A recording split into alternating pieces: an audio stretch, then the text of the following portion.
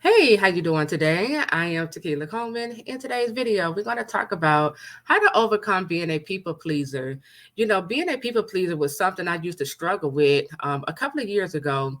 And it was hard for me to stand up for myself. Each time I would try to voice my opinion, I was silenced. I was told to be quiet or shut up. And, you know, I was treated this way for so long to where, I found myself as a grown adult, afraid, operating in fear, pleasing people, going against my own morals and values just to make other people happy. And so here's the thing: when we talk about overcoming being a people pleaser, number one, the first thing I need you to understand is, 9 times out of 10, you probably were taught to be a people pleaser. You probably were taught to meet everyone else's needs except for yours. You probably were taught to say yes to everyone else except for yourself, right? You know, think about it. If you really think about how you were raised, you know, you probably wasn't taught boundaries. You were taught how to respect other people's boundaries, but not, for you not to have any boundaries, right? And so when we understand, overcoming being a people pleaser, we first got to begin to take a look at, okay, where did this come from? What was I taught, around this people pleasing, area? Because I gotta go back and see, why am I operating this way? Could it be that I was taught to be a people pleaser? Could it be that I wasn't taught how to stand up for myself? Could it be, that I wasn't even taught how to place boundaries or even have boundaries in my own life, right? So we got to go back and begin to identify, where did this come from? When I know and understand exactly where this people pleasing has come from, now I get to see the root of the problem. Okay, it's all about unlearning what was taught to me, in the past. Okay, the second thing I want to talk about when we talk about overcoming being a people pleaser, you know, everyone isn't going to be happy with you. Everyone isn't going to agree with you, but it's okay. You know, you don't have to silence your own voice just to stay friends with this individual. If people want to stop being your friend, if people want to stop supporting you just because, you're thinking for yourself or you're deciding to head in this direction, then were they really people who were for you? Were they really your friend? That's what you got to ask yourself, right? Because real friends, true friendships, they want you to have your own opinion. They support you in a decision that you make, right? You know, so you got to begin to get an understanding that everyone, I'm not going to be able to make everyone happy. I'm going to have to tell some people no. I got to start thinking and make a decision for myself because this is my life, right? This is your life, right? You got to take control of your life. And whoever isn't in agreement with how you are living your life, then hey, that's on them, you know? Another thing is, when we talk about overcoming being a people pleaser, you got to know what it is that you stand for. What are your morals? What are your values? What do you believe in? Because sometimes when we are suffering with this people pleasing spirit, we just go along to get along. And see, that's the danger in going along just to get along, is that if I'm just going along to get along because these people are my friends or my family, if their morals and values and belief goes against what I believe in and what I stand for, I can't go along to get along, because now you are going against what I believe in. If I don't believe in mistreating people, I can't go along with my friends who are doing the same thing to people, right? I can't. You got to get clear on what are my morals, what are my values, what do I stand for, what do I believe in, what are my non-negotiables, right? Because that's telling you where you stop at, right? If we're going to overcome being a people pleaser, I got to know my limits. I have to know, when to tell my friends, okay, that this is enough. Okay, I'm out. I'm done. Right?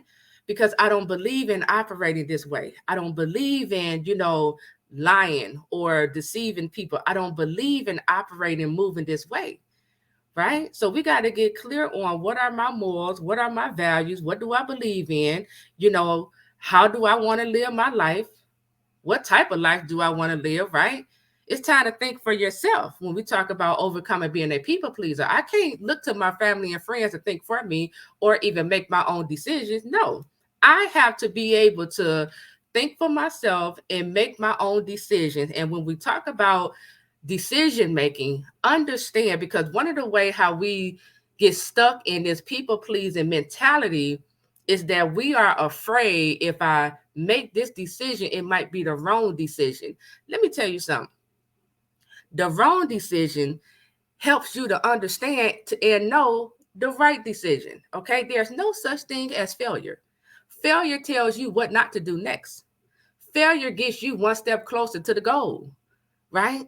So I got to move away from allowing people to think for me, waiting on people to give me validation, waiting on people to give me permission to live my best life. And I got to go ahead and just jump. I have to go ahead and give myself permission, to just show up how I want to show up in life. I got to give myself permission to go ahead and step into my purpose and calling. I got to give myself permission to go ahead and be with the person who my heart really desire to be with. I can't wait on other people's approval. I can't wait on other people's validation. This is my life, right? So I got to live it according to my standards, according to my belief, my morals and values, not others. Okay? Because when you live according to other people's morals and values, you're going to get a miserable life. You're going to get a miserable life. You're going to be living a life you hate, you dread. And you're going to be wondering and asking God, why is this happening to me?